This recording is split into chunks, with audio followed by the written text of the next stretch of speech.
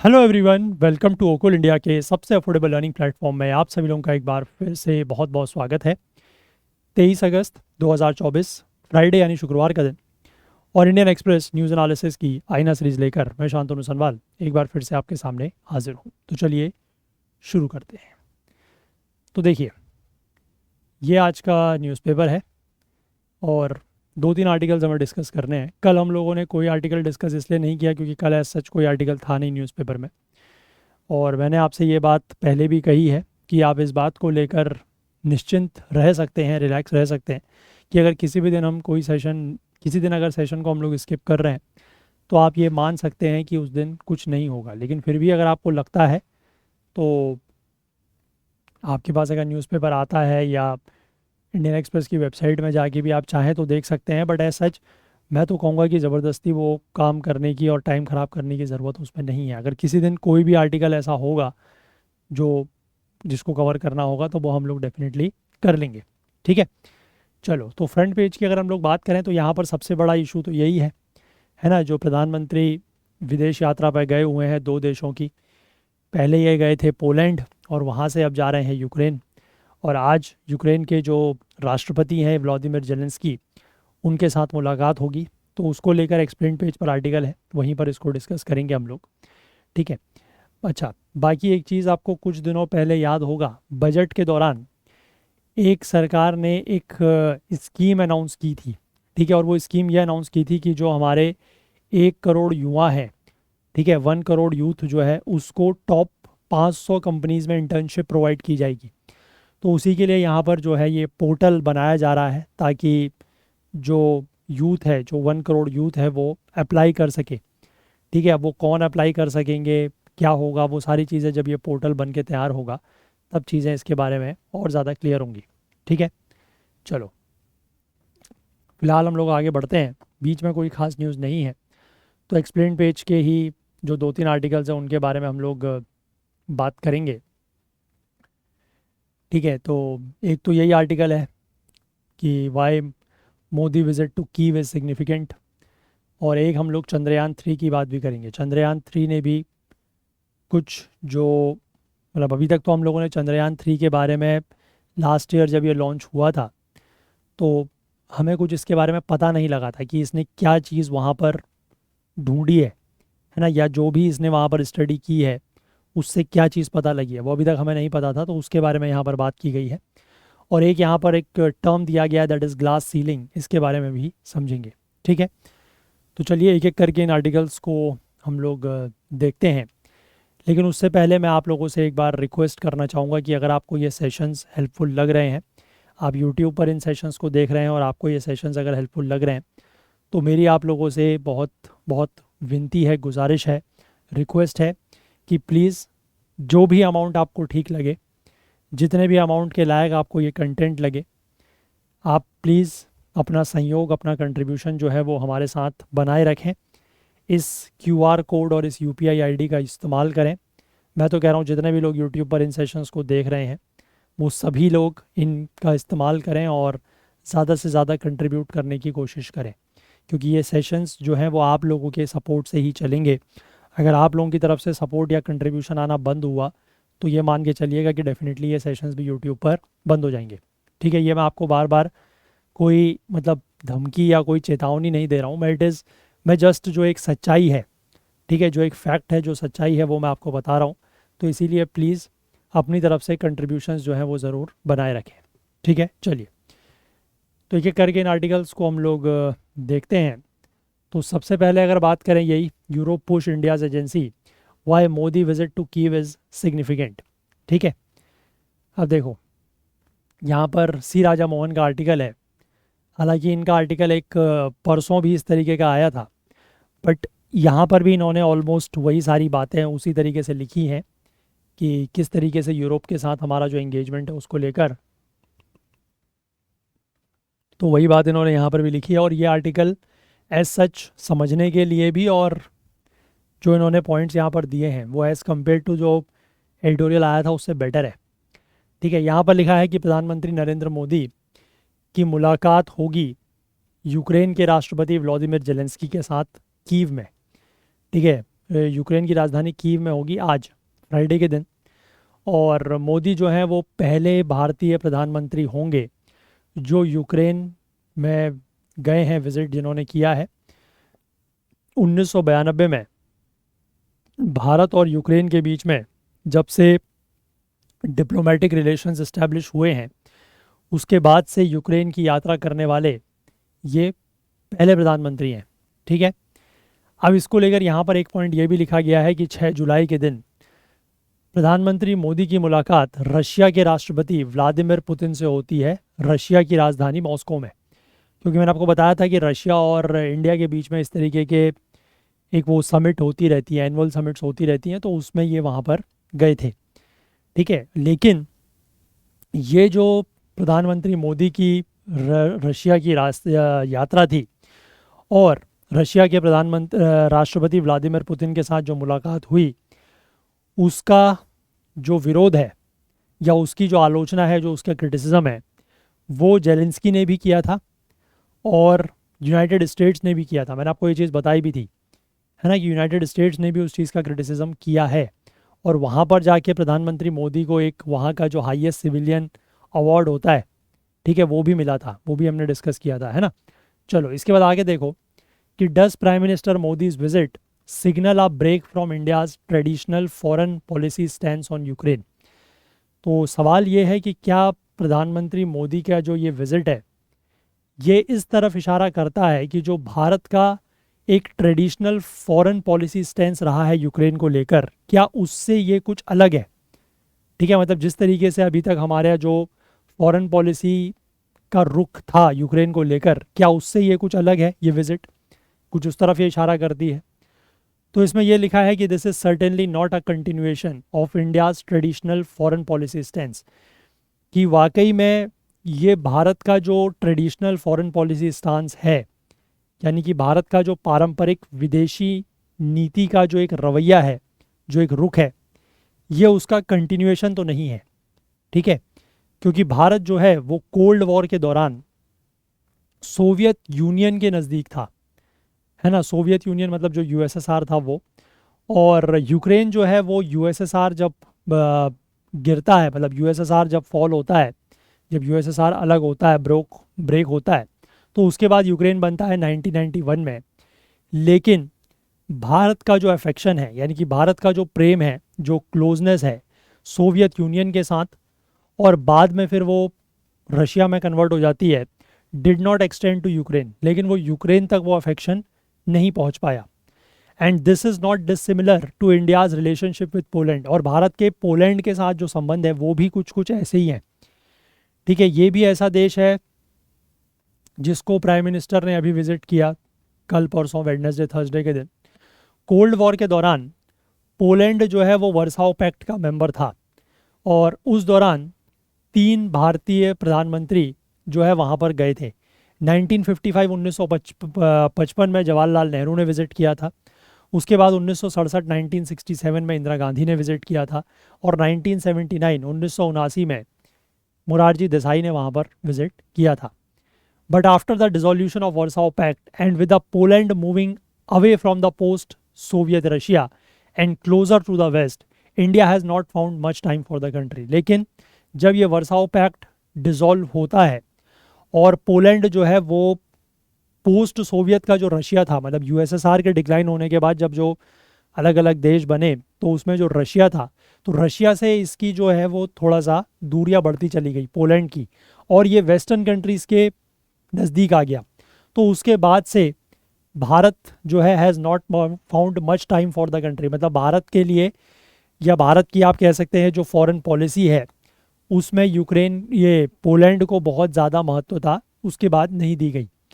Both Poland and Ukraine are important countries in Europe, but India's bias towards Russia in retrospect likely prevented New Delhi from going full steam on its engagement with the Central and Eastern Europe। ठीक है, हालांकि Poland और Ukraine जो हैं वो, अगर हम बात करें यूरोप में, तो वहाँ के 2 बहुत ही महत्वपूर्ण देश हैं, लेकिन क्योंकि भारत का झुकाव किस तरफ था, रशिया के प्रति, पहले सोवियत के तरफ था, फिर उसके बाद जब सोवियत फॉल हुआ, डिक्लाइन हुआ, उसके बाद रशिया बना, तो भारत का जो संबंध है वो रशिया के साथ बेहतर होते चले गए। तो इसी वजह से भारत के जो संबंध हैं वो बाकी कुछ जो मध्य यूरोप के या जो ईस्टर्न यूरोप के देश थे, मतलब ईस्टर्न यूरोप मतलब टूवर्ड्स दी, आप कह सकते हैं यूरोप, ये रशिया की तरफ बॉर्डर वाले जो कंट्रीज़ हैं उनकी तरफ भारत का इंगेजमेंट जो है वो बहुत ज़्यादा नहीं हुआ। And this is why the prime ministers on going visit marks a significant departure. इसीलिए जो प्रधानमंत्री मोदी की अभी ये विजिट चल रही है पोलैंड और यूक्रेन की, ये एक सिग्निफिकेंट डिपार्चर है। सिग्निफिकेंट डिपार्चर मतलब जिस तरीके से पहले चीज़ें हुई हैं उससे ये कुछ अलग है, ठीक है, कि अब हम लोग इस तरीके के देशों को भी महत्वता दे रहे हैं, इंपॉर्टेंस दे रहे हैं। अब what has led India to depart from its older foreign policy stand towards Ukraine.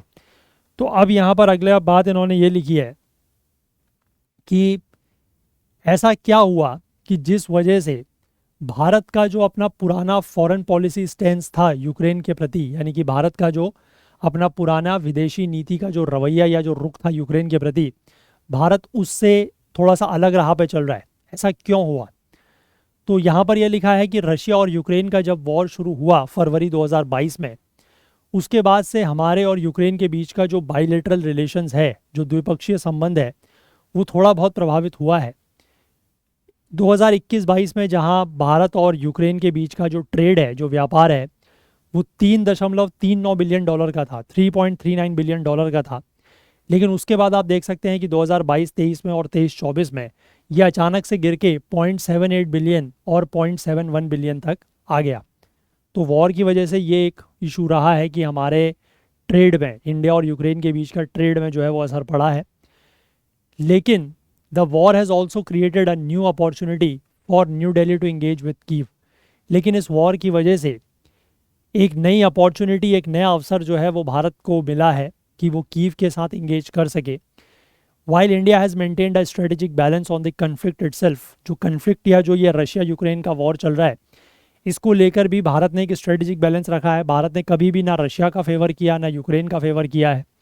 And over the past 2 years the highest level of Indian leadership have engage directly with Ukraine. ठीक है, तो highest leadership मतलब जो top level leadership है वो Ukraine के साथ बातचीत में और इंगेजमेंट कर ही रही है। ठीक है, प्रधानमंत्री मोदी ने कई बार जेलेंस्की से बात भी की है, मुलाकात भी की है, कई सारे मल्टीलेटरल जो फोरम्स होते हैं वहाँ पर। हालांकि यूक्रेन पहली बार गए हैं वो, और इस साल अभी जो G7 की समिट हुई थी इटली में, वहाँ पर भी जो है वो इनसे मुलाकात हुई थी जेलेंस्की से, प्रधानमंत्री मोदी की। विदेश मंत्री हैं जो हमारे एस जयशंकर, और नेशनल सिक्योरिटी एडवाइज़र, राष्ट्रीय सुरक्षा सलाहकार अजीत डोवाल, ये अपने काउंटर पार्ट्स के साथ, मतलब वहाँ के विदेश मंत्री और वहाँ के जो NSA हैं उनके साथ इनकी ये टच में है, कांटेक्ट में रहते हैं। और Indian officials have participated in various peace meetings, और कई सारी जो शांति वार्ताएं हुई हैं उसमें भारत के जो ऑफिशियल्स हैं उन्होंने पार्टिसिपेट भी किया है। 29 मार्च के दिन भारत में यूक्रेन के जो विदेश मंत्री हैं, दैट इज़ दिमित्रो कुलेबा, ये आए थे, और इनको होस्ट किया था जयशंकर के द्वारा, एस जयशंकर के द्वारा, जो हमारे विदेश मंत्री हैं।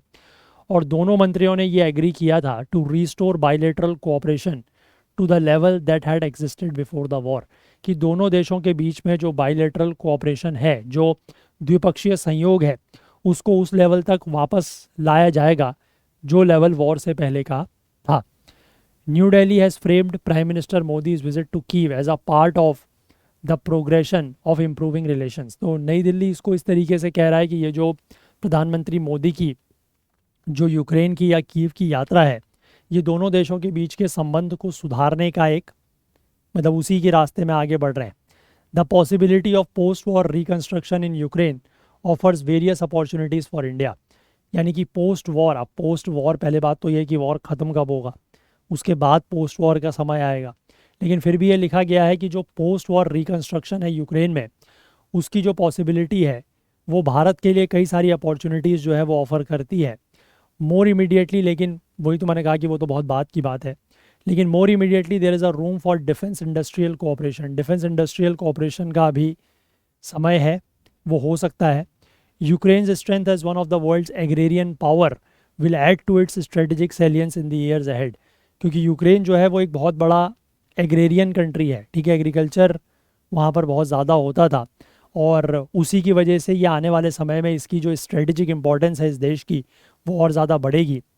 प्री वॉर यूक्रेन जो है, मतलब युद्ध से पहले का जो यूक्रेन था, that was among the biggest sources of sunflower oil for India.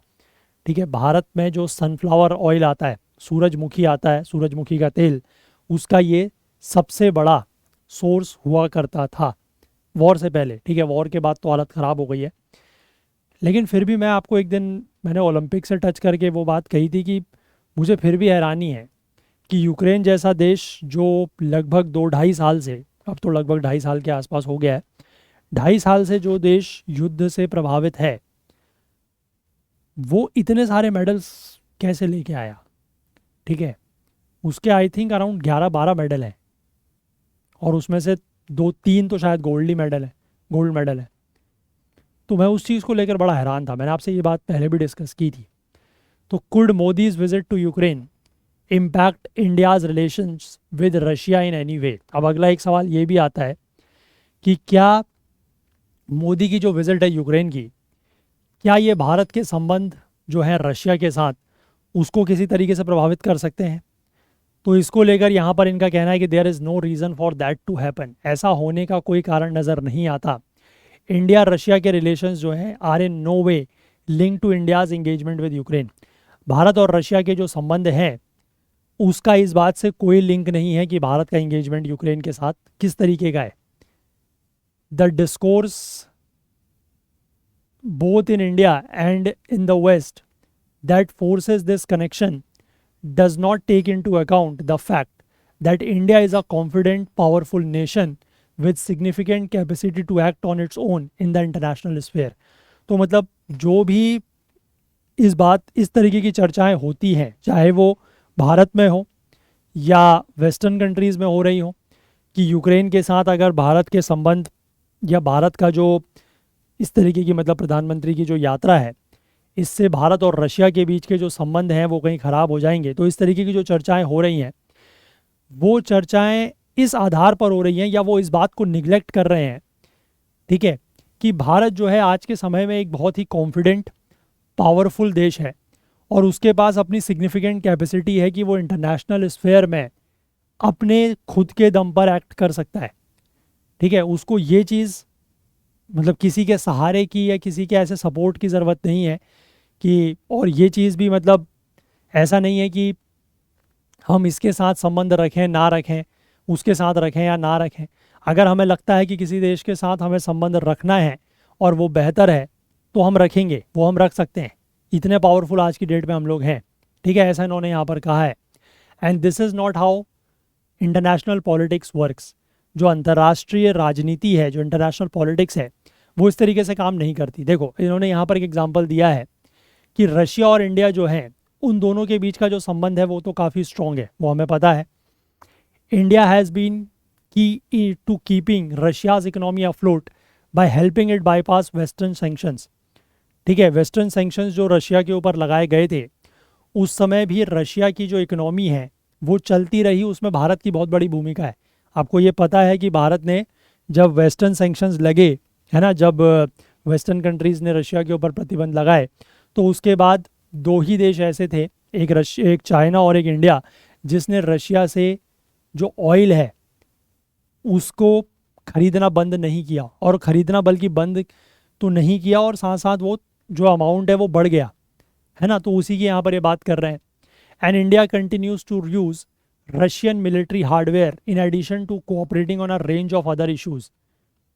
ठीक है, तो ये बात भी है कि भारत जो है वो रशिया का मिलिट्री हार्डवेयर भी यूज़ करता है।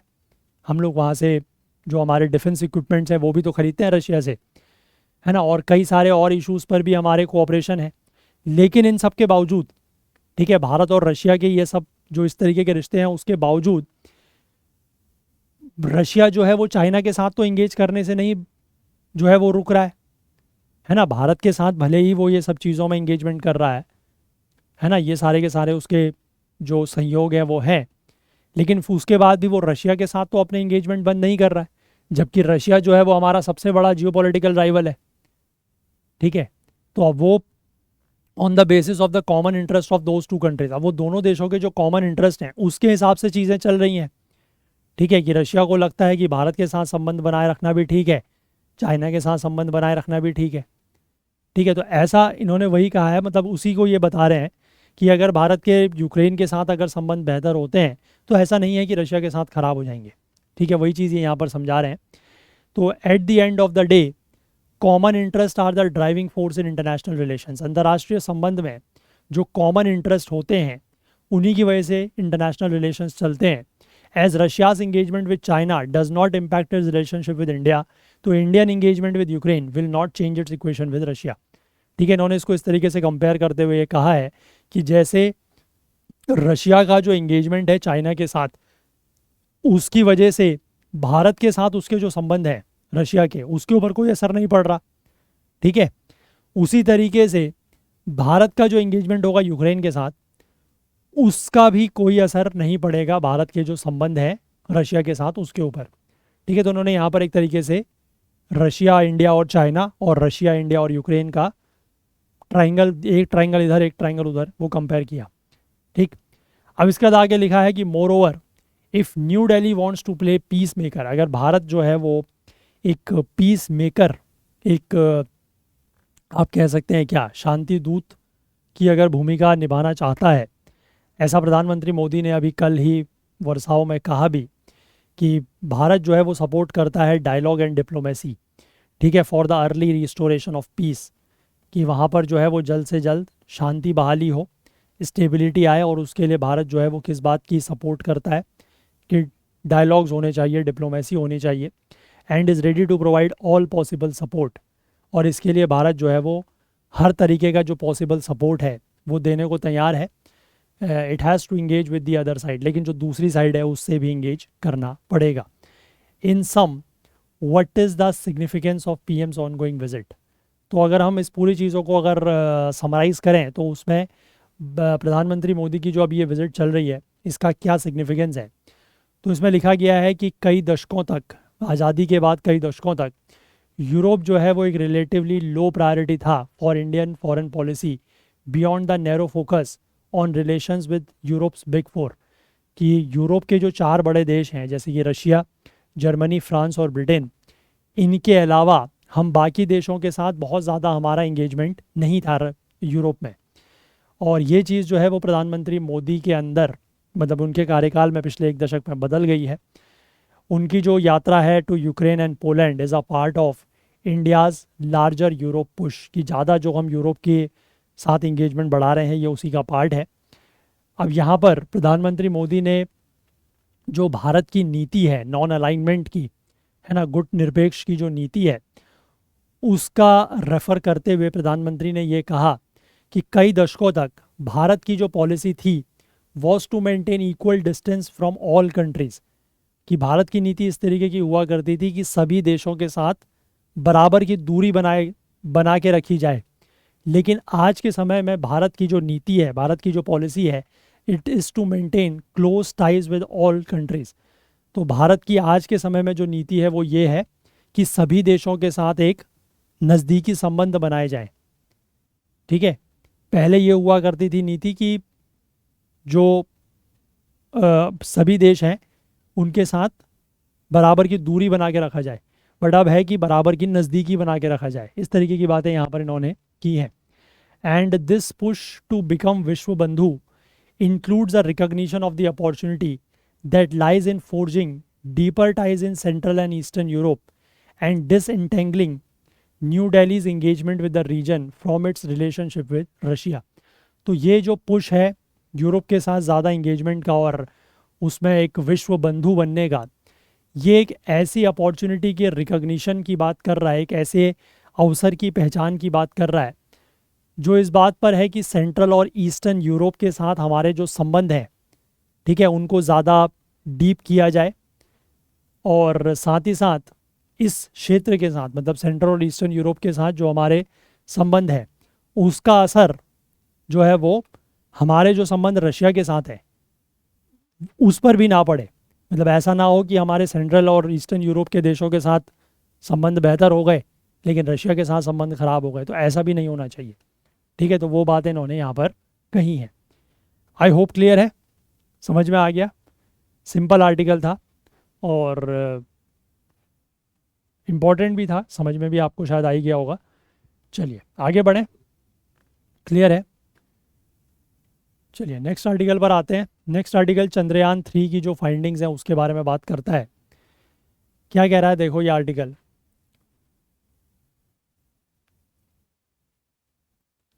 अच्छा, चंद्रयान 3 की जो लैंडिंग है वो 22 अगस्त को ही हुई थी, राइट? पिछले साल 22-23 अगस्त, 22 अगस्त को ही हुई थी जहाँ तक मुझे याद है।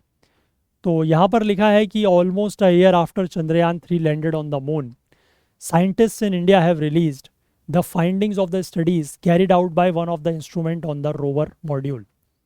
तो चंद्रयान 3 जब चंद्रमा पर लैंड किया उसके लगभग 1 साल के बाद भारत के वैज्ञानिकों ने क्या किया है कि जो रोवर था, ठीक है, रोवर क्या था, रोवर का नाम प्रज्ञान है ना, जो प्रज्ञान रोवर था उस पर एक इंस्ट्रूमेंट लगा हुआ था। मतलब इंस्ट्रूमेंट तो उसमें बहुत सारे लगे हुए थे, लेकिन उसमें से एक इंस्ट्रूमेंट ने जो स्टडी कैरी आउट की है और उससे जो जो चीज़ें पता लगी हैं उस इंफॉर्मेशन को यहाँ पर रिलीज किया गया है वैज्ञानिकों के द्वारा। The findings comprise the first analysis of the composition of the top soil in the moons southern latitudes. ठीक है, सबसे पहली चीज़ तो जो मून का सदर्न लैटिट्यूड है, क्योंकि साउथ पोल के पास ही ये लैंड किया था, तो वहाँ पर जो चंद्रमा की सतह की जो ऊपर की मिट्टी है, जो टॉप सॉइल है, उसकी कंपोजिशन के एनालिसिस की इन्होंने बात की है। ठीक है, उसके कंपोजिशन को इन्होंने एनालाइज किया है और ये इस बात को सपोर्ट करता है, that is the widely accepted hypothesis that the lunar surface in the immediate aftermath of the moon's formation was covered by a sea of molten material. ये एक इस तरीके की थ्योरी या एक हाइपोथेसिस है कि जब चंद्रमा बना, ठीक है, जब चंद्रमा बना उसके तुरंत बाद जो चंद्रमा था वो क्या था, वो एक मोल्टन मटेरियल का, जैसे आपका लावा सा होता है ना, उस तरीके का जो एक मोल्टन मटेरियल है उसके समुद्र की तरह था पूरा का पूरा। और धीमे धीमे फिर वो ठंडा हुआ तो वो सब चीज़ें अलग अलग बनी, उसकी जो लेयर्स वगैरह हैं वो। ठीक है, तो इस हाइपोथेसिस को ये चीज़ या इस थ्योरी को ये चीज़ जो है फाइंडिंग इनकी सपोर्ट कर रही है। वो आगे अभी देखेंगे उस चीज़ को। और जो डेटा कलेक्ट किया गया है, दैट इज़ जो इंस्ट्रूमेंट है उसका नाम है alpha particle X ray spectrometer, that is APXX। Also contain new information about the elemental composition of the lunar surface that can help to better understand the evolution of the moon. इसमें कुछ और भी नई जानकारी है, जो कौन कौन से एलिमेंट, जो लूनार सरफेस की एलिमेंटल कंपोजिशन है कि वहाँ पर कौन कौन से एलिमेंट है, और इससे इवोल्यूशन ऑफ द मून को समझने में और ज़्यादा मदद मिल सकती है। अब APXX ने क्या चीज़ पाई है, तो साइंटिस्ट ने यहाँ पर 3 फाइंडिंग्स बताई हैं। सबसे पहला ये है कि the terrain around Chandrayaan 3 landing site is fairly uniform, कि जहाँ पर चंद्रयान 3 लैंड किया था उसके आसपास का जो टेरेन है वो फेयरली यूनिफॉर्म है, मतलब बिल्कुल सपाट तो नहीं है, लेकिन हाँ as compare to other areas काफ़ी यूनिफॉर्म है। ठीक, दूसरा इन्होंने ये बताया कि the moon's crust was formed layer by layer which adds weight to the lunar magma ocean hypothesis. और ये बताया है कि जो मून का क्रस्ट है, यानी कि जो मून का, जैसे अर्थ का भी है ना कोर मेंटल क्रस्ट, जो मतलब जो सबसे टॉप लेयर है, वो लेयर बाय लेयर बनी है। और यही चीज़ लूनर मैग्मा ओशियन जो हाइपोथेसिस है उसमें भी यही चीज़ बताई गई है, तो उसको भी ये सपोर्ट कर रहा है। साथ ही साथ इन्होंने ये बताया कि जो टॉप सॉइल है around the lunar south pole has a greater than expected sprinkling of minerals which compose the lower layers of the lunar crust. तो यहाँ पर यह बताया गया है कि जो लूनार साउथ पोल के पास जो ऊपर की मिट्टी है, जो टॉप सॉइल है, has a greater than expected sprinkling of minerals. उसमें कुछ ऐसे मिनरल्स हैं जो जनरली लूनार क्रस्ट के लोअर लेयर्स में पाए जाते हैं।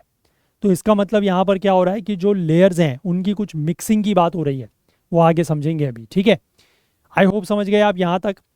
अब इसके बाद जो ये वाली थ्योरी है, जो हाइपोथेसिस है, दैट इज़ LMO।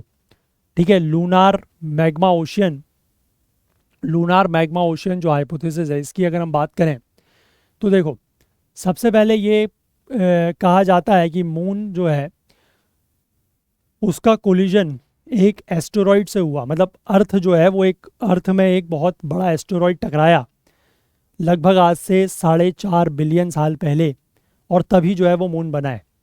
अब साइंटिस्ट हाइपोथेसिस करते हैं that in its early life the moon surface was made up entirely of N ocean of magma.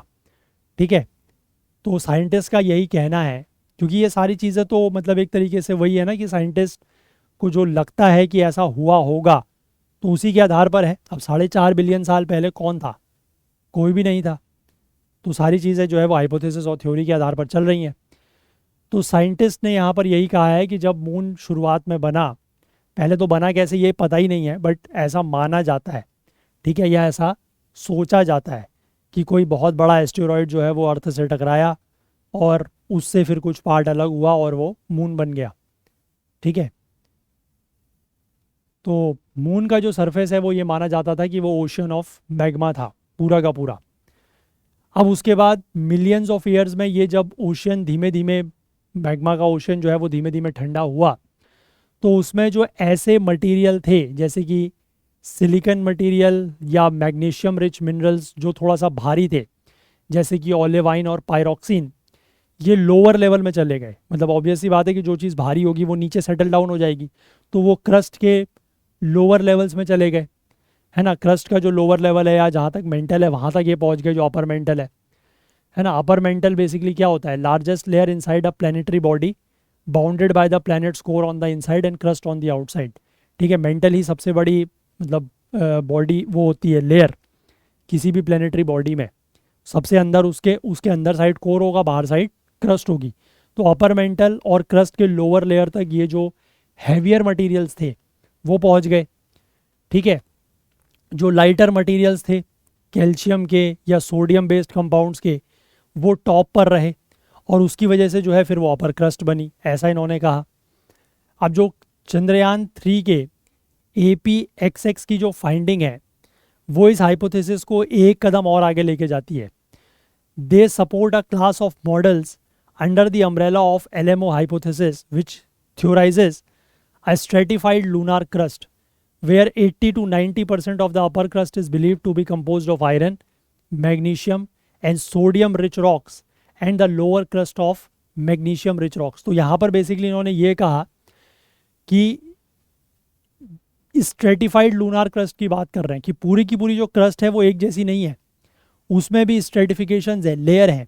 और उसमें ये कहा कि जो 80 से 90% अपर क्रस्ट है, ठीक है, जो 80 से 90% की अपर क्रस्ट है उसमें आयरन, मैग्नीशियम और सोडियम रिच रॉक्स हैं, और जो लोअर क्रस्ट हैं उसमें मैग्नीशियम रिच रॉक्स हैं। तो मतलब ये एक तरीके से क्या हो गया?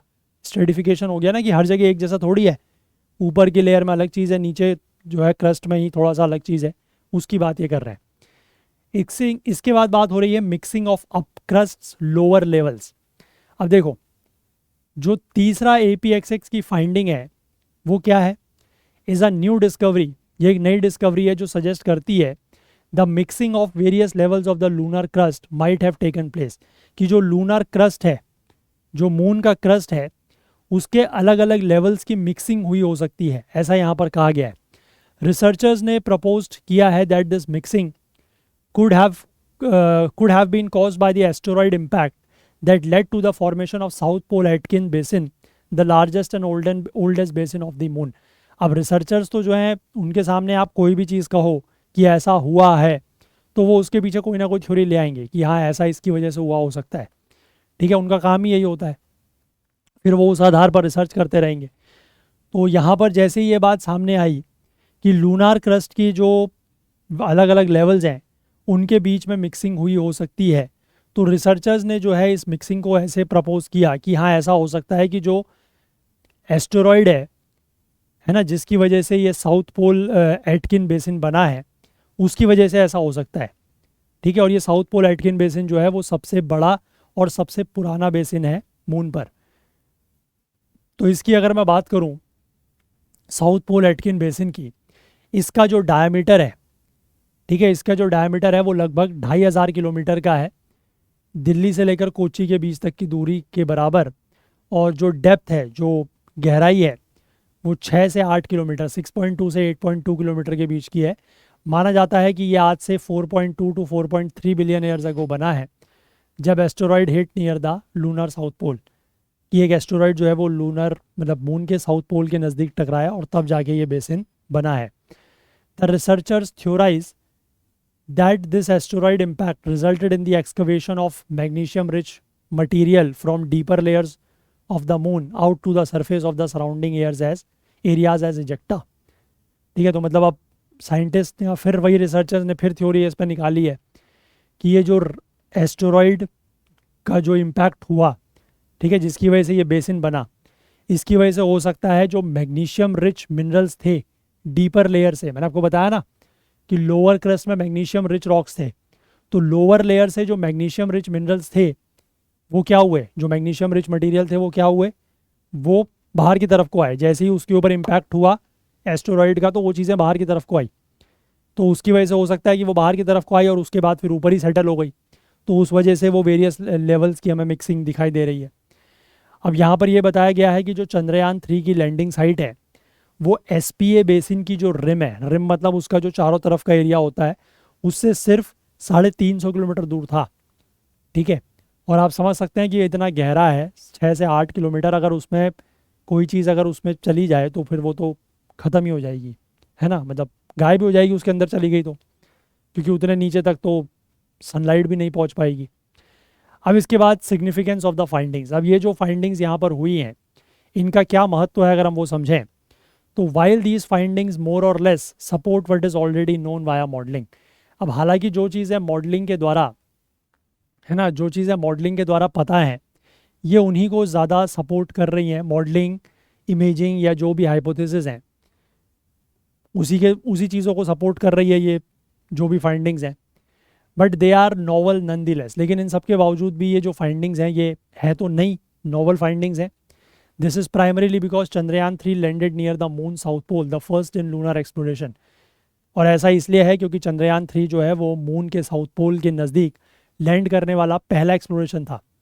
ठीक है, equatorial composition of the lunar top soil near the equatorial and mid latitude regions, ये तो बाकी जो मून मिशंस और देशों ने भेजे हैं उनके द्वारा भी स्टडी किया गया। मतलब इक्वेटर के पास का जो सॉइल है या मिड लैटिट्यूड के पास की जो सॉइल है उसको तो बाकी मिशंस ने जो और देशों ने भेजे हैं उसको स्टडी किया गया है, लेकिन ऐसा पहली बार हुआ है जब मून के पोल के नज़दीक की इस तरीके के मेजरमेंट्स किए गए हैं। तो this makes Chandrayaan 3 the first to carry out in situ experiments of any kind at the poles. तो इसी की वजह से चंद्रयान 3 जो है वो पहला ऐसा बन गया जिसने इन सिटू या ऑन साइट एक्सपेरिमेंट्स किए हैं पोल्स के नज़दीक।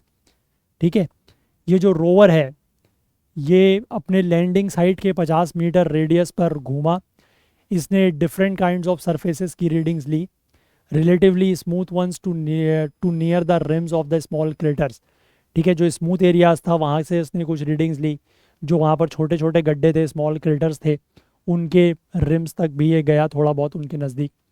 The overall finding which suggest that the top soil near the landing site is fairly uniform is novel. ठीक है, ये जो ओवरऑल फाइंडिंग थी जिसमें ये बताया गया कि लैंडिंग साइट के नज़दीक की जो मिट्टी है, जो टॉप सॉइल है, वो काफ़ी यूनिफॉर्म है, ये भी एक नई फाइंडिंग है, नोवल फाइंडिंग है। Notably the uniformity of the surface is unlike that of the earth where tectonic plate movements led to the creation of undulating surfaces. ठीक है, जो यूनिफॉर्मिटी ऑफ द सरफेसेस है वो अर्थ की तरह नहीं है। ठीक है, क्योंकि टेक्टोनिक प्लेट्स के मूवमेंट की वजह से यहाँ पर उबड़ खाबड़ सरफेस बनते रहते हैं, तो उस तरीके की यूनिफॉर्मिटी नहीं है। ठीक, अब with measurements taken at 23 spots, ठीक है, जो भी रोवर जहाँ जहाँ पर भी घूमा उसने अपने पाथ के अलोंग 23 स्पॉट्स पर मेजरमेंट किए हैं। This is the first time that solar soil measurements on lunar highlands have been taken with such high frequency. ठीक है, जो लूनर हाईलैंड्स होते हैं, देखो लूनर में भी ना दो चीज़ें होती हैं, एक होता है हाईलैंड्स और एक होते हैं डार्क कलर्ड बेसिन्स। ठीक है, डार्क कलर्ड बेसिन्स बेसिकली क्या होते हैं, मतलब जो ये लूनर आइलैंड्स होते हैं जो लाइट कलर्ड के एलिवेटेड बेसिन्स होते हैं मून के ऊपर, जो डार्क कलर्ड बेसिन्स के ऊपर होते हैं, और डार्क कलर्ड बेसिन्स को बेसिकली मारिया बोला जाता है, लूनर मारिया। ठीक है, तो हाईलैंड्स के ऊपर, हाईलैंड्स मतलब थोड़ा सा एलिवेटेड एरिया आप कह सकते हैं, तो उसके ऊपर जो सॉइल मेजरमेंट है वो पहली बार किए गए। जो बाकी मिशंस हैं अभी तक के, जैसे कि यूएस का अपोलो 16 या रशिया का लूना 20 या चाइना का चैंगी 4, इन्होंने भी जो है वो लूनर हाईलैंड्स के सैंपल लिए हैं, लेकिन इतने ज़्यादा नहीं लिए हैं, इसने बहुत ज़्यादा फ्रीक्वेंसी में लिए हैं। ठीक है। The total observation duration for the APXX measurements was about 31 hours. जो इसने टोटल ऑब्जर्वेशन किया है वो 31 घंटे का किया है, और जो मिशन पीरियड के 10 दिन तक ये करता रहा है। इसके बाद आगे लिखा है कि फ्यूचर मिशंस के ऊपर क्या इम्पैक्ट इस फाइंडिंग्स को लेकर पड़ेगा। तो इसमें लिखा है कि if the mixing of the various layers of lunar crust was propelled by the impact on the SPA basin and by further impact subsequently in and around the basin, so scientists believe that the APXX measurement will serve as the first ground truth in the South Polar Highlands and probably play a key role in the overall understanding of the origin and evolution of the moon.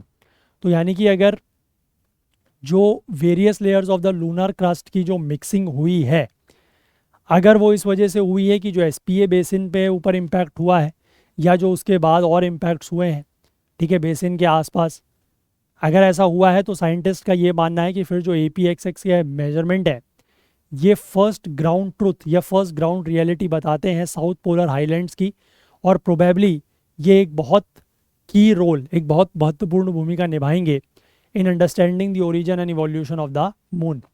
The uniform surface also implies that the region can be used as a calibration point for remote sensing operations and can thus be used for planning future missions। तो uniform surface अगर है तो वो ये imply करता है कि उसको हम रिमोट सेंसिंग ऑपरेशंस के लिए एज अ कैलिब्रेशन पॉइंट के रूप में यूज़ कर सकते हैं, और फ्यूचर मिशंस को प्लान करने के लिए भी उसका इस्तेमाल किया जा सकता है। साउथ पोल के निकट फ्यूचर मिशंस जो हैं they can also evaluate the source crater pairing of lunar meteoroids, कि लूनर मीटियोरॉइड्स की जो सोर्स क्रेटर हैं, ठीक है, कि क्रेटर कहाँ से जो है वो पैदा हो रहा है, ठीक है, उसकी जो पेयरिंग है उसको भी इवेल्युएट कर सकते हैं। लूनर मीटियोरॉइड्स जो हैं वो ऐसे मीटियोर्स होते हैं जो मून से ओरिजिनेट होते हैं, ejected upon impact from an asteroid और कॉमेट, कि कोई अगर एस्टेरॉयड और कॉमेट उससे टकराता है तो वहाँ से कोई मीटियोर निकल जाता है, ठीक है, और ये फिर ये मीटियोर जो है वो अर्थ की ग्रेविटेशनल फील्ड में आता है, और ज़्यादातर जो लूनर मीटियोर्स हैं दे एंड अप ऑन दी अर्थ, फिर वो अर्थ तक पहुंच जाते हैं, मतलब वही है कि अर्थ तक पहुंचे या उसके जो एटमॉस्फेयर में आके उसमें बर्न हो जाते हैं, बट फिर वो यहाँ पहुंच जाते हैं। ठीक है, तो ये पूरा का पूरा क्या इसकी फाइंडिंग्स है वो आई होप आपको समझ में आ गई होंगी।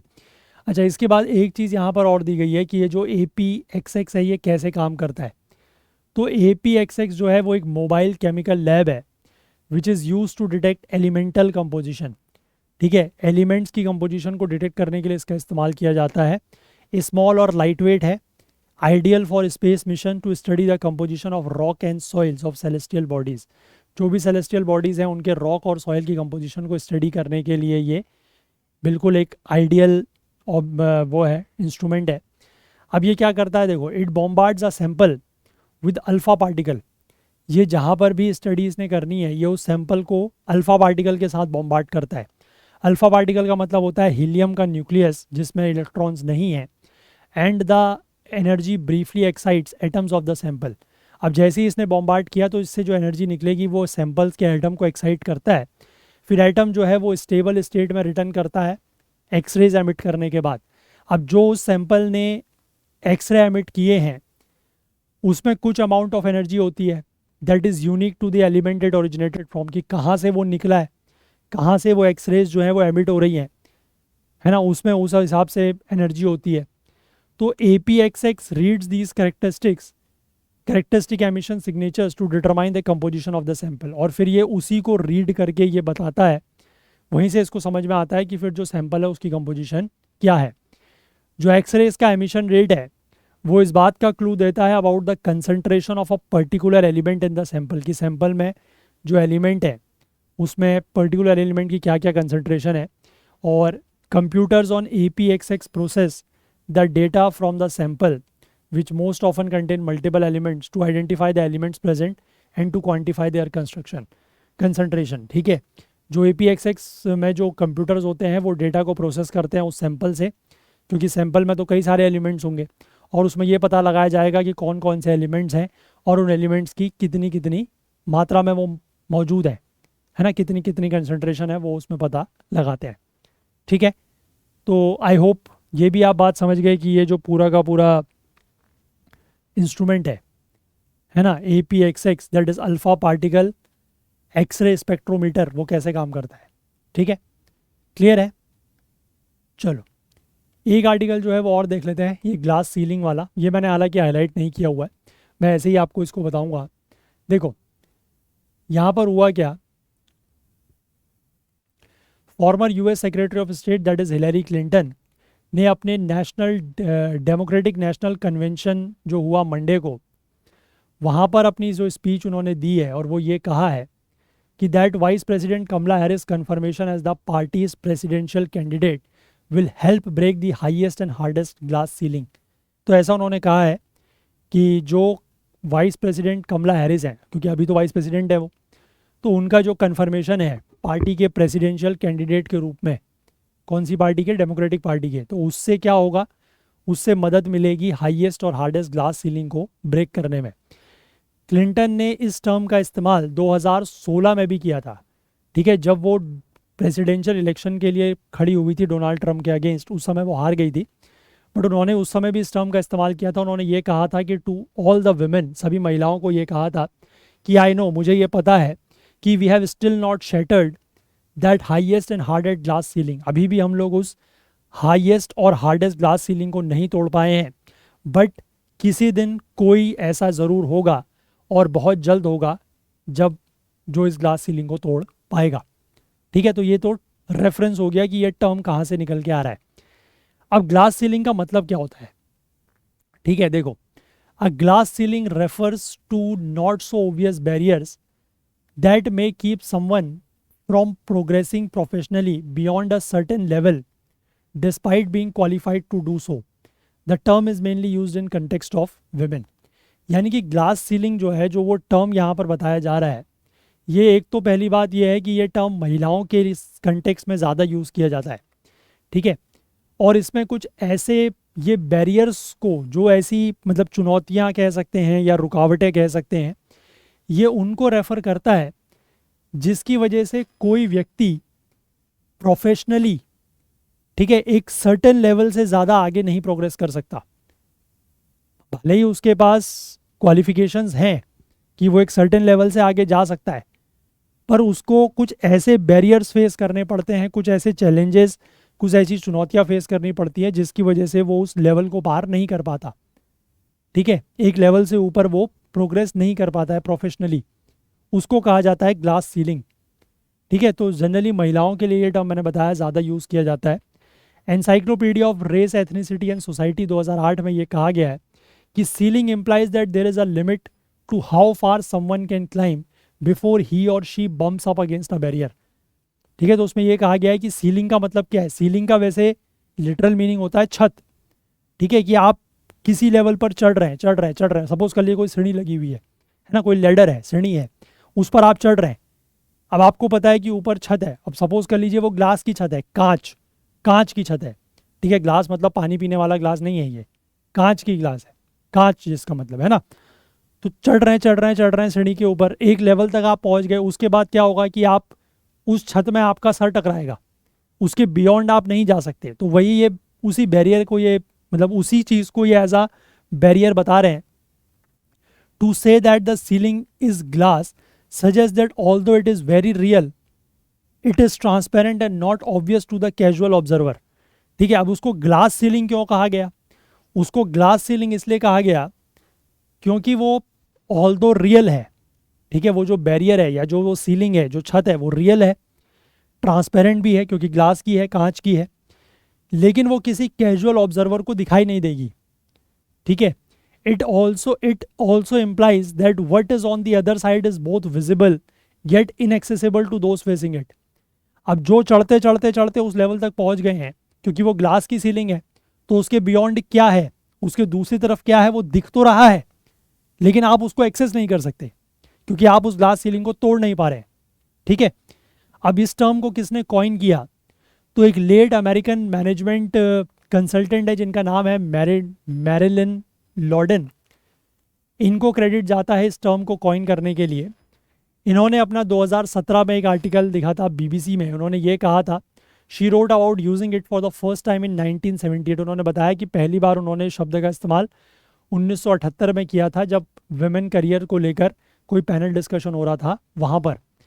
ठीक है, इन्होंने वहाँ पर उस पैनल डिस्कशन में बाकी पैनलिस्ट के साथ जो है वो डिसएग्री करते हुए ये कहा, बाकी पैनलिस्ट वहाँ पर ये कह रहे थे कि कुछ ऐसे फैक्टर्स हैं जैसे कि महिलाओं का जो सोशलाइजेशन है उसमें डेफिशिएंसीज होती हैं, the ways in which women behaved, कि किस तरीके से महिलाएं जो हैं वो बिहेव करती हैं, उनकी जो सेल्फ इमेज पुअर होती है उसकी वजह से महिलाएं जो है वो आगे नहीं बढ़ पाती हैं। तो उसको इन्होंने डिसएग्री करते हुए ये बातें कही हैं। I argued that the invisible glass ceiling, the barriers to advancement that were cultural not personal, was doing the bulk of the damage to women's career aspirations and opportunities. तो उन्होंने यही कहा कि जो इनविजिबल ग्लास सीलिंग है, कुछ ऐसे barriers हैं, कुछ ऐसे आप कह सकते हैं हर्डल्स हैं एडवांसमेंट में जो कि कल्चरल हैं, ठीक है, नॉट पर्सनल, जिसकी वजह से जो वुमेन की कैरियर एस्पिरेशंस और अपॉर्चुनिटीज़ हैं उनको ज़्यादा नुकसान पहुंच रहा है, मतलब बल्क ऑफ द डैमेज उसी की वजह से हो रहा है। अब ये टर्म पॉपुलर कैसे हुआ? तो ये टर्म जो है वो 1980s में इसका बहुत ज़्यादा यूज़ होने लगा, क्योंकि उस समय ज़्यादा महिलाएं जो है वो मेल डोमिनेटेड वर्क स्पेस में आने लगी, मतलब ऐसे जगहों पर काम करने लगी जहाँ पर उससे पहले मेल काम किया करते थे। और उन्होंने फिर उस तरीके की बातें करनी भी शुरू की कि किस तरीके की चुनौतियाँ वो फेस कर रही हैं। 1991 में यूएस प्रेसिडेंट हुआ करते थे जॉर्ज एच डब्ल्यू बुश। ठीक है, तो ये George H W Bush basically 41st president थे अमेरिका के, जॉर्ज हर्बर्ट वॉकर बुश, ठीक है, जॉर्ज डब्ल्यू बुश के फादर। इन्होंने जो है वो एक ग्लास सीलिंग कमीशन बनाया इन इश्यूज़ को इन्वेस्टिगेट करने के लिए, और उसमें ये पाया गया कि जहां वर्कफोर्स में 46% महिलाएं हैं, लेकिन सीनियर लेवल मैनेजर्स में 95% जो है वो आदमी लोग हैं। तो मतलब महिलाएं जो हैं वो टॉप लेवल तक पहुंच नहीं पा रही। इसके बाद 2018 की जो वर्किंग पेपर था फ्रॉम इकोनॉमिस्ट मैरियन बेल्ट्रांड, उसमें भी ये पाया गया कि लार्जेस्ट पब्लिकली लिस्टेड कंपनीज के 23% बोर्ड मेंबर्स और सिर्फ 5% जो सीईओज हैं वो महिलाएं थी। हालांकि लेबर फोर्स में महिलाएं उस समय भी 45% के आसपास थी, लेकिन वही है कि टॉप लेवल तक वो नहीं पहुंच पा रही हैं। The persistence of barriers to women's career advancement continues to drive the term's usage. अब यही है कि जो महिलाओं के करियर एडवांसमेंट में जो बैरियर्स थे, जो चुनौतियां थी, चैलेंजेस थे, रुकावटें थी, हर्डल्स थे, वो परसिस्ट कर रहे थे, वो लगातार बने हुए थे। उसकी वजह से ही ये टर्म का जो यूसेज है वो भी चलता रहा। However, has also been criticized for centering affluent women and ignoring those who are unlikely to even get a foot in the door, like those from minority groups and backward caste। लेकिन इस बात का criticism भी हुआ है कि सिर्फ ये जो एफ्लुएंट वुमेन है, मतलब जो महिलाएं उस लेवल तक पहुंच गई हैं, जिनको नौकरी लग गई हैं, ये सिर्फ उनसे रिलेटेड है। ठीक है, ये ऐसी महिलाओं की तो इसमें बात भी नहीं है जिनको फुट इन द डोर भी नहीं मिल रहा है, मतलब जो वहाँ तक भी नहीं पहुँच पाई एटलीस्ट। ठीक है, खासकर माइनॉरिटी ग्रुप्स और बैकवर्ड कास्ट में से, तो उसको लेकर क्रिटिसिज्म भी हुआ है। अब why does the glass ceiling persist, इसको लेकर फेसबुक के जो फॉर्मर सीईओ हैं दैट इज शेरिल सैंडबर्ग, इन्होंने अपनी 2013 की book that is lean in में आर्ग्यू किया है that women needed to have greater ambition and make other behavioural changes. ठीक है, कि महिलाओं को जो है वो उनमें ज़्यादा एम्बिशन होना चाहिए और उनको जो अपना बिहेवियरल चेंजेस हैं वो करने चाहिए। तो इसको लेकर लॉर्डन ने क्रिटिकल रिस्पॉन्स दिया न्यूयॉर्क टाइम्स में ये कहते हुए कि leaning in is no solution for the gender bias, inflexible work schedules and pay inequities that many working women still face. ठीक है, कि इससे कुछ नहीं होगा, मतलब आपके ग्रेटर एम्बिशंस होंगे, आपका बिहेवियरल चेंजेस होगा, उससे कुछ नहीं होगा। ठीक है, जेंडर बायस इससे नहीं दूर होगा। इनफ्लेक्सिबल वर्क शेड्यूल्स है कि जो वर्क शेड्यूल्स हैं आपके उनमें फ्लेक्सिबिलिटी नहीं है। पे इनइक्विटीज़ है ना, मतलब आदमी और औरत को सही सेम काम के लिए सेम तरीके का पैसा नहीं मिल रहा है, तो इसकी वजह से ये इश्यूज़ रहेंगे।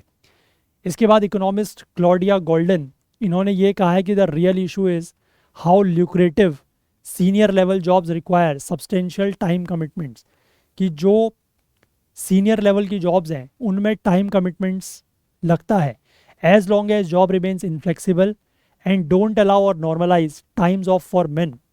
The gender difference in career progression will live on. तो उन्होंने यही कहा है कि जब तक जॉब्स जो हैं वो इनफ्लेक्सिबल रहेंगी और आदमियों के लिए टाइम ऑफ जो हैं वो अलाउ या नॉर्मलाइज नहीं होंगे, तब तक इस तरीके के कैरियर प्रोग्रेशन में, मतलब करियर में आगे बढ़ने के लिए जो जेंडर डिफरेंस है वो बने रहेंगे।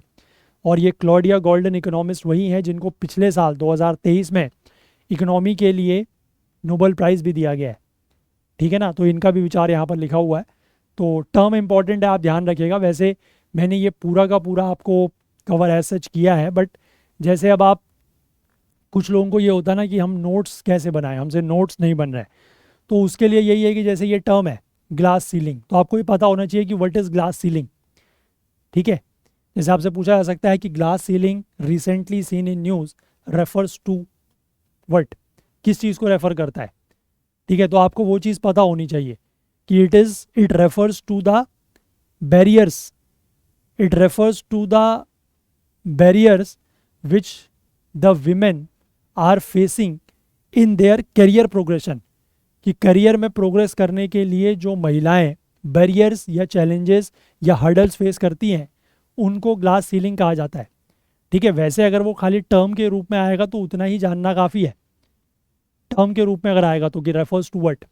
ठीक है, बाकी उसके फॉर्म में अगर स्टेटमेंट बना के पूछ दिया गया कि ग्लास सीलिंग टर्म कहाँ से आया, ठीक है, किसने पहली बार उसको यूज़ किया, वो टर्म किसने कॉइन किया, तो फिर वो अलग चीज़ है। बट जनरली मैंने आपको बताया है, जनरली क्योंकि अब ये इंटरनेशनल कंटेक्स्ट से टर्म निकल के आया है, तो जनरली जो इंटरनेशनली कंटेक्स्ट के जो टर्म्स वगैरह या ऐसे जो चीज़ें होती है ना, जनरली उनके ऊपर मल्टीपल स्टेटमेंट बेस्ड क्वेश्चन कम बनते हैं।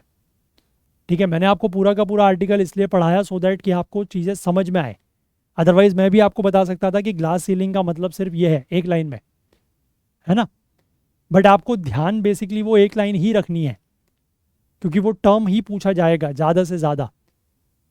ठीक है, बट हाँ ऐसा है कि आप कहीं पर अगर जैसे मान लो, अब ये एक आपको यहाँ से बहुत अच्छा रेफरेंस मिला है कि आप, क्योंकि ये इशू तो इंडिया में भी है ना, कि महिलाओं के साथ जो कार्य क्षेत्र में जो भेदभाव है वो तो भारत में भी है ना, वर्क प्लेस में जो डिस्क्रिमिनेशन है विमेन के साथ वो तो इंडिया में भी है ना, कोई ये सिर्फ अमेरिका की कहानी थोड़ी है। ठीक है, तो इस चीज़ को आप इंडिया के रेफरेंस में भी यूज़ कर सकते हो। अगर कहीं पर मान लीजिए आंसर लिखने के रूप में आता है तो आप उसको यूज़ कर सकते हो, या कहीं पर मान लीजिए कि व्हाट आर द, अगर आप ये कहें कि challenges faced by women in the Indian society, कि भारतीय समाज में महिलाएं किस किस तरीके की चुनौतियां फेस करती हैं, उसमें अगर आपको कहीं पर प्रोफेशनल फ्रंट में कुछ लिखने को आए तो you can use this term. ठीक है, कि as referred to in the US context, ठीक है, या as referred by this person, जो मतलब ये अमेरिकन मैनेजमेंट कंसल्टेंट हुआ करते जिन्होंने टर्म दिया था, मैरिलिन लॉर्डन, तो इनके टर्म्स में आप बता सकते हैं, है ना, कि तो मतलब इससे क्या होता है ना कि थोड़ा सा अगर आपने जैसे मान लीजिए कोई ऐसे आया या कहीं कहीं पर कोई आंसर आया, तो अगर आप इसका रेफरेंस वहाँ पर उठा के डालते हैं तो जो एग्ज़ामिनर होगा उसको एक इम्प्रेशन मिलेगा कि ये कोई यार, ये कोई उस तरीके की मैगज़ीन है ना, जो, क्योंकि उनको भी, जो एग्ज़ामिनर्स हैं उनको भी पता है कि मार्केट में किस किस तरीके का मटेरियल अवेलेबल है, आप कहाँ कहाँ से पढ़ रहे हैं। बट जब आप इस तरीके की चीज़ों को ना मिक्सिंग करके जब आप आंसर्स बना सकते हैं, जब आप चीज़ें कर सकते हैं, तो उससे ये चीज़ क्लियर होती है कि आपने सिर्फ ऐसा नहीं है कि कोई एक मैगज़ीन उठाई है और उस मैगज़ीन से आपने 10 पॉइंट 20 पॉइंट 15 पॉइंट रटे हैं और उनको आपने आके एग्ज़ाम में लिख दिया। ठीक है, तो वो जो आपका मिक्सिंग वगैरह आप अगर कर सकते हैं चीज़ों की, तो वो आपको एक एक्स्ट्रा एडवांटेज देगा।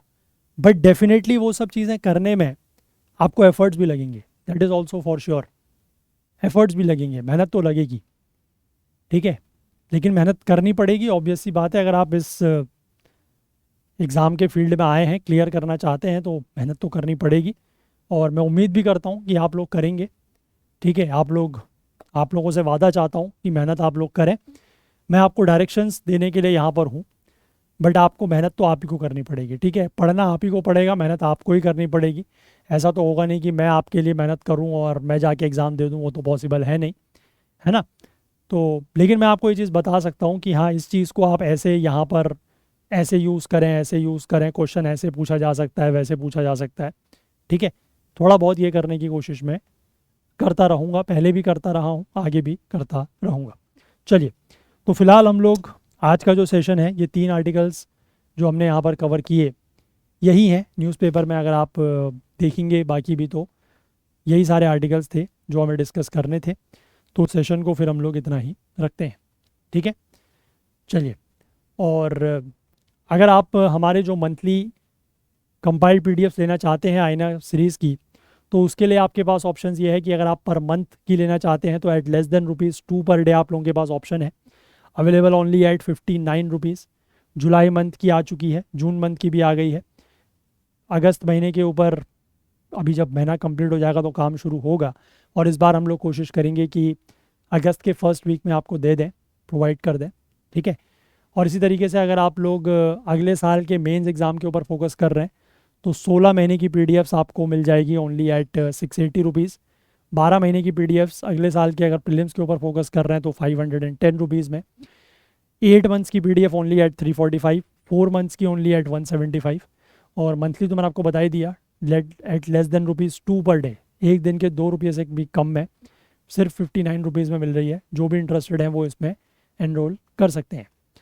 और हमारे ऐप को ज़रूर आप लोग प्ले स्टोर से डाउनलोड करें, और आपने अगर किसी भी वीडियो कोर्स में एनरोल किया हुआ है तो आप उसके थ्रू वीडियोस को डाउनलोड करके, ऐप के थ्रू वीडियोस डाउनलोड करके भी देख सकते हैं ऑफलाइन। बाकी हमारे आईना सीरीज़ के जो फुल कोर्सेज़ हैं वो ये सारे के सारे लिस्टेड हैं। मंथली, 3 मंथ, 6 मंथ्स के कोर्सेज़ हैं। लास्ट ईयर के कोर्सेज़ भी अवेलेबल हैं इसी तरीके से। और लास्ट ईयर की जो पीडीएफ नोट्स हैं, 12 महीने की कंपाइलेशन पीडीएफ नोट्स हम आपको दे रहे हैं जुलाई 2023 से लेकर जून 2024 के बीच में। इंग्लिश में पीडीएफ्स हैं ओनली एट 499 रुपीज़। आप अगर इसको भी एनरोल करना चाहें तो कर सकते हैं। और सारे के सारे कोर्सेज़ और सारे के सारे जो पीडीएफ नोट्स हैं ये हमारे वेबसाइट पर लिस्टेड हैं और ऐप पर भी है। अगर फिर भी आपको कोई लिंक नहीं मिलता है तो यहाँ पर जो ये व्हाट्सएप नंबर दिया गया है 9150449990, इस पर आप संपर्क कर सकते हैं। तो यहाँ से हम आपको लिंक्स प्रोवाइड कर देंगे, ठीक है। और बहुत जल्द आप लोगों के लिए अगले साल की जो प्रीलिम्स 2025 होगा उसके लिए टेस्ट सीरीज़ भी आने वाली है, बहुत जल्द लॉन्च होने वाली है। तो आप में से कितने लोग उस टेस्ट सीरीज़ को ख़रीदना चाहेंगे या ख़रीदेंगे, आप वो भी मुझे थोड़ा सा बता सकते हैं, ठीक है। हालांकि बहुत जल्द और बहुत अफोर्डेबल रेट्स में वो आएगी, उसके लिए कुछ चंद दिनों का आप लोग बस इंतज़ार करें, ठीक है। और जाने से पहले मैं आप लोगों से एक बार फिर से रिक्वेस्ट करना चाहूँगा कि अगर आपको हमारे एफ़र्ट्स, हमारा जो प्रयास है, अगर वो आपके लिए हेल्पफुल साबित हो रहा है तो प्लीज़ आप हमें कुछ भी अमाउंट, जो भी अमाउंट आपको ठीक लगे, आप हमें ज़रूर कंट्रीब्यूट करें। ये QR कोड है, ये UPI ID है, जो भी आपको ठीक लगे अमाउंट आप ज़रूर कंट्रीब्यूट करें। और ज़्यादा से ज़्यादा सभी लोग कंट्रीब्यूट करने की कोशिश करें, क्योंकि ये जो सेशंस हैं ये आप लोगों के सपोर्ट और आप लोगों के कंट्रीब्यूशन से ही चलेंगे। जितना आप लोग सपोर्ट करेंगे, जितना आप लोग कंट्रीब्यूट करेंगे, ये सेशंस उतने ही अच्छे से आगे चल पाएंगे। मैं आप लोगों के लिए थोड़ा सा और भी कुछ करने की सोच रहा था, जैसे मैंने आपको बताया भी था, आई थिंक PIB वगैरह, बट वो मैं इसीलिए नहीं कर पा रहा हूँ क्योंकि मेरे पास रिसोर्सेज नहीं है, ठीक है। मैं थोड़ा सा रिसोर्सेज लेके आता, लेकिन आप लोग कंट्रीब्यूशन कर ही नहीं रहे। अगर आप लोग कंट्रीब्यूशन वगैरह करेंगे तो थोड़ा सा मैं उस तरफ भी ध्यान दूंगा, क्योंकि PIB वगैरह भी हमने देखा है, खासकर जो अभी इस साल के जैसे NDA का एग्ज़ाम था, CDS का एग्ज़ाम था, वहाँ पर डायरेक्टली जो स्टेटमेंट बेस्ड क्वेश्चंस थे वो भी डायरेक्टली PIB से आए थे। बट आप लोग अब सपोर्ट ही नहीं कर रहे हो तो मैं क्या करूँ। मैं इसीलिए आपसे कहता हूँ कि आप लोग ज़्यादा से ज़्यादा सपोर्ट करो, ज़्यादा से ज़्यादा कंट्रीब्यूट करने की कोशिश करो हर आदमी। मैं आप लोगों के लिए वो इनिशिएटिव भी लेके आऊँगा। वीकली हम लोग जो है वो PIB भी कवर करेंगे, और एक भी न्यूज़ ऐसी नहीं होगी जो उसमें हम छोड़ेंगे। बट आप लोग सपोर्ट ही नहीं कर रहे हो तो करें क्या। चलिए, फ़िलहाल आज के लिए हम लोग सेशन को इतना ही रखते हैं। अगर आपको पसंद आया हो तो लाइक ज़रूर करें, ज़्यादा से ज़्यादा शेयर करें। आपके जो भी डाउट्स हैं, जो क्वेरीज़ हैं, वो आप कमेंट कर सकते हैं। चैनल आपने अभी तक सब्सक्राइब नहीं किया है तो वो ज़रूर कर लें, बेल आइकन प्रेस करना ना भूलें ताकि वीडियोस की नोटिफिकेशन आपको ऑन टाइम मिल सके। और साथ ही साथ आप हमारे साथ अपना प्यार, सहयोग, सपोर्ट, कंट्रीब्यूशन जो है वो बनाए रखें। हाईलाइटेड आर्टिकल्स जो है वो आपको हमारे करंट अफेयर्स ओकुल टेलीग्राम चैनल पर मिलते हैं, जिसका लिंक नीचे डिस्क्रिप्शन में दिया हुआ है, या फिर इसको आप करंट अफेयर्स ओकुल सर्च करके भी ज्वाइन कर सकते हैं, या इस QR कोड को स्कैन करके भी ज्वाइन कर सकते हैं। चलिए, तो आज के लिए इतना ही रखते हैं, बाकी कल को फिर से मिलेंगे इंडियन एक्सप्रेस न्यूज़ एनालिसिस की आईना सीरीज़ के साथ। तब तक के लिए अपना बहुत बहुत ध्यान रखें। Please do take care of yourself. Thank you, have a nice day, bye bye.